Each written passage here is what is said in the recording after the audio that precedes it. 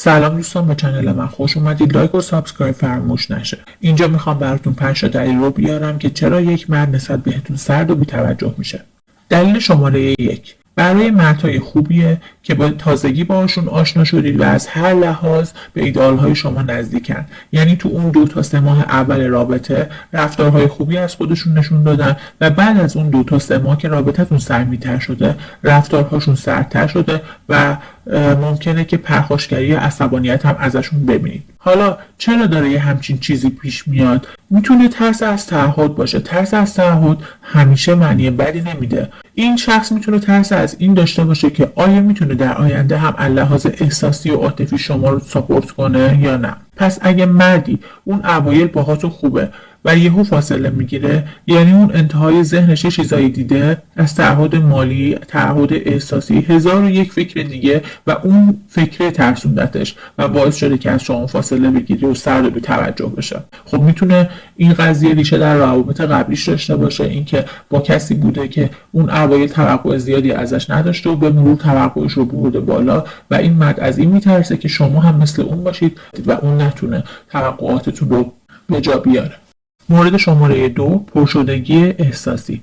همیشه سعی کنید آروم آروم جلو برید. اون اوایل رابطه هیجان بالاه، به مرور هیجان کم و احساس امنیت بیشتر میشه. پس اگه همون ابتدا جلو این هیجانات به خوبی گرفته نشه، در آینده فرصت اینکه این امنیت به مرحله تعادل برسه که اون تعهد رو در مرد به وجود بیاره رو ازمون میگیره. پس همه چیز رو همون ابتدا نذاریم تجربه کنه و لیوانش پر بشه و جایی نداشته باشه که دیگه بخواد این رابطه رو ادامه بده. حالا اگر این اتفاق افتاد، میتونیم یه کارهایی بکنیم که جبرانش کنیم، که یه مدت از اون شخص فاصله بگیریم، زمان بدیم، ببینیم چه اتفاقی میافته. اونجاست که خودتون میتونید تصمیم بگیرید که آیا من میتونم با این شخص باشم. اگه بعد از یه مدت که شما تعادل رو رعایت کردید و اون شخص برگشت و باز هم رفتار خوبی از خودش نشون نداد، شروع کن صفر کن در آورد، بدونید که دنبال تعهد نیست و زمانتون رو دیگه برای این شخص هدر ندید. مورد شماره 3: ورود یک عامل خارجی دیگه. ورود عامل خارجی دیگه لزوما شخص سومی نیست، رقیب عشقی نیست، میتونه اتفاق بعد یا شرایط مالی یا شرایط خانوادگی باشه. خب چطور میتونیم اینو تشخیص بدیم که رقیب عشقی وجود داره یا نه؟ تنها کار ممکن اینه که پیگیری و بازجویی رو بذارید کنار. تو ذهن خودتون به پارتنرتون بدون اینکه بهش بگید 1 ماه تا 45 روز فرصت بدید، ازش فاصله بگیرید، ببینید چه اتفاقی میفته.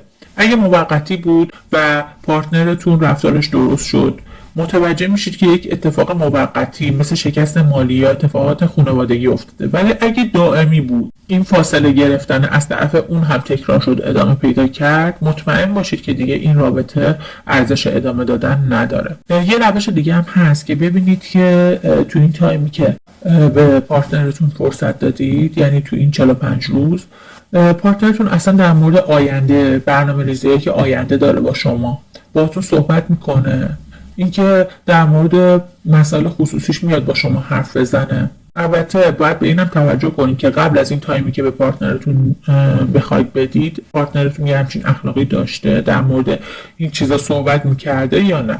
مورد شماره 4: ممکنه به خودتون مربوط بشه.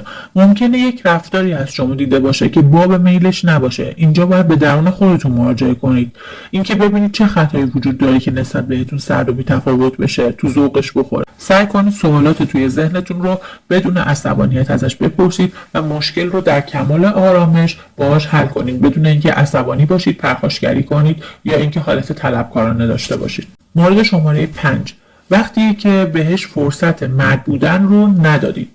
این تو خیلی از روابط این روزها دیده میشه که یک دختر برای یک پسر نقش، به جای اینکه نقش یک پارتنر رو ایفا کنه، نقش مادر رو داره و از لحاظ احساسی، از لحاظ مالی، از همه لحاظ همه چیز رو در اختیارش میذاره و فرصت اثبات و شکوفایی رو به اون پسر و یا به اون مرد نمیده. همه چیز رو در اختیارش میذارین و فرصت اثبات رو به پارتنرتون نمیدید و فرصت نمیدید که پارتنرتون خودش رو اثبات کنه و اینکه از همه چی اشباهش میکنید که اون فرصت مرد بودن، اینکه نشون بده که قهرمان این رابطه است رو ازش میگیرید و این باعث میشه که احساس بی‌ارزش بودن بهش دست بده، اون احساس ارزشمندی رو ازش میگیرید و باعث میشه که ترغیب بشه بره سراغ یک رابطه جدید که تو اون بخواد خودش رو شکوفا کنه و احساس ارزشمند بودن رو تو اون رابطه بتونه به دست بیاره. حالا اگه باز هم فکر میکنید که هنوز جا داره